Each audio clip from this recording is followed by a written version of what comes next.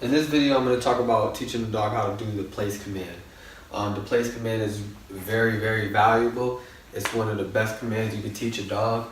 It'll stop a lot of the bad behavior that we have that we encounter with our dogs every single day. You know, such as, you know, the jumping, you know, nipping on hands.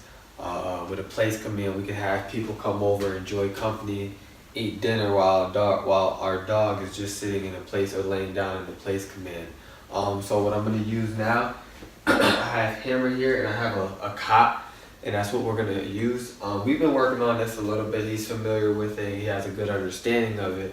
But what I'm going to do, I'm going to kind of dissect it to where you'll be able to you know, do this with just any dog. It does take practice. It takes a lot of consistency, and you just want to do it over and over. I'm going to use a clicker with Hammer here, so when he does it, you know, and I click, I'm gonna give him a reward. I'm gonna give him a treat, and I'm using his daily kibble. What I do is I take his daily kibble and I divide it into however many sessions I'm gonna do throughout the day, and I give him that. He works for his food. So that's what we're doing here. So we'll start right back in. We'll start right back into it and kind of show you what we're doing. There we go. Good boys. Good boys. So I'm just gonna walk up to it and get him to step on it. Once he steps on it, I'm gonna click. If you have a dog that's very, very resistant on just even going towards the mat or stepping on the mat, what we do, we typically just flip it over like this. We'll typically just flip it over, and then when a dog goes on it or steps on it, and we'll use the leash pressure, we'll click and then we'll reward. This is a protocol I will typically do for a dog that just struggles going onto the placemat or is very skittish, fearful, things like that. We have a prong collar on Hammer right now, so he's very familiar with leash pressure, so I'm able to guide him with the leash in the direction that I want him to go. So again, it's just something like this. Good. Give him a treat. You don't see me using the word place right now. Reason being is because he does understand he does understand this, but for video purposes I'm not using it because I wouldn't initially say the word place. I wouldn't say place until the dog is very, very comfortable with getting on the place and he understands what we're doing just through the leash guidance that I'm providing the dog. I hope that makes sense. Once the dog understands it and is comfortable with getting on there, then I can start naming the command and naming place. For me, the place command means you need to lay down on that object if applicable. If the dog is certainly able to lay down on it, I want him laying down on it. The reason why I say that is because there's sometimes where I have him place on an unfamiliar object, like you know, this crate over here, this top of a crate. I'll have him place on that, and sometimes, you know, if it's small, the dog can't really lay down on it, so that's the exception. He doesn't need to lay down, obviously, if he can't lay down on it. But if it's something the size of a regular cot that he can lay down on it, I expect him to lay down on it. So we'll go through it again. Hammer.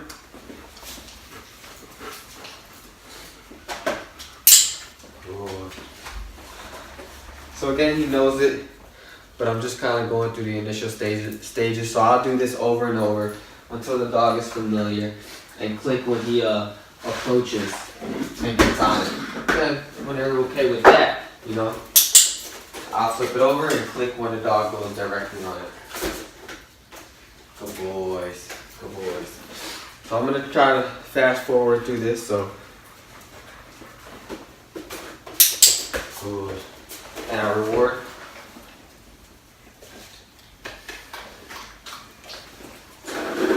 And it's important to use your body to guide the dog in the direction you want him to go. So if the dog struggles, you can use your body to kind of maneuver him this way to get him onto the mat.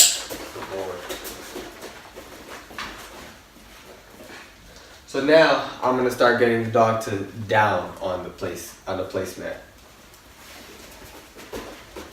I'm not gonna click, I want him to down, so I'm gonna use leash pressure. Good boy. Good boy. And when I say I'm going to use leash pressure, he already knows the down command. So he knows when I go like this, that I want him to down. So he feels that pressure going down, so he's going to down. So I do the same thing when I'm teaching the down on the placemat. I want the dog to down ultimately on the placemat. So I guide them, I let them understand over and over that I want them to down.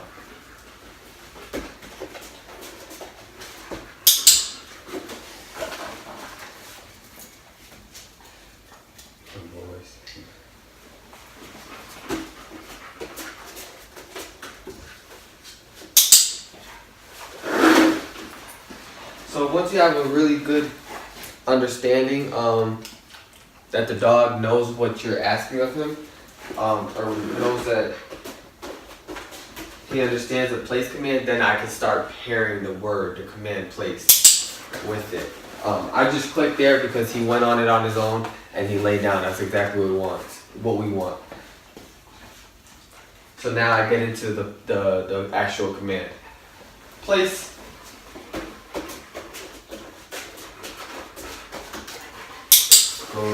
And I'm not going to click until the dog lays down because that's what we want. We want the dog to go on the place command and lay down.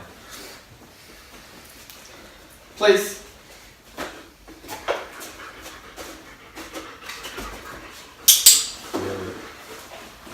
And don't be afraid to take steps back. If the dog is struggling to actually lay down on its own, then just give him that slight pressure downwards and help him out a little bit. Place. Place.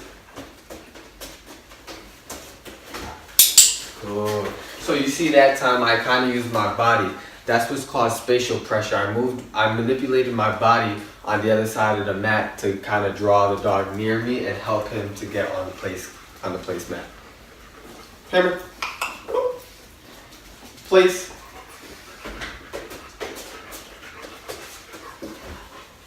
Not the dog is performing it pretty well, then we start doing things like this, moving around, not trying to, but getting the dog not to break. If the dog breaks, like in this case, I got him back on, no, give him that slight pressure, and to let him know, hey, I want you there, don't move. Just because I'm moving doesn't mean you can move.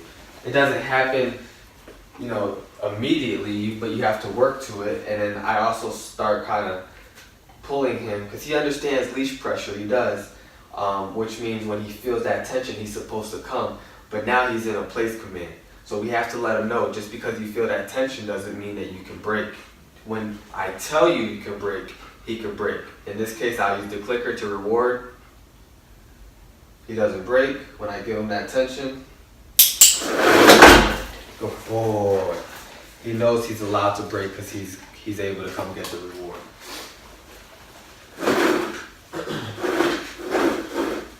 Another thing I want to mention is the clicker. So this means the dog's getting a reward, right? And it's no different than the yes command.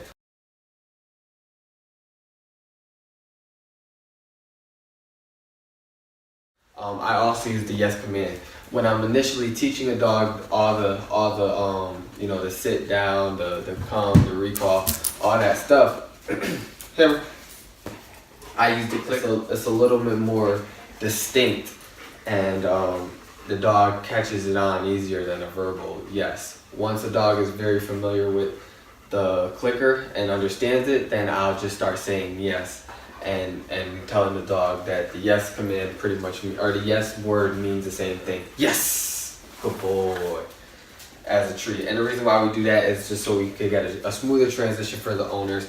Because we want to have the owners, be able to communicate with the dog and do everything that we're doing here as easy as possible. So if we could eliminate the clicker, that's one less thing they have to, mess around with and learn and all that good stuff. We just use it in the beginning just to kind of help us teach the dog whatever commands we're doing.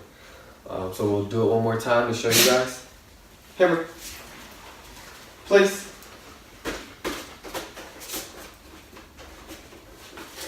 Good. So I'm not going to reward here, but I'm going to tell him okay. Okay.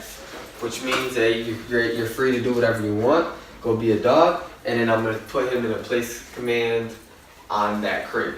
So, hammer. Place.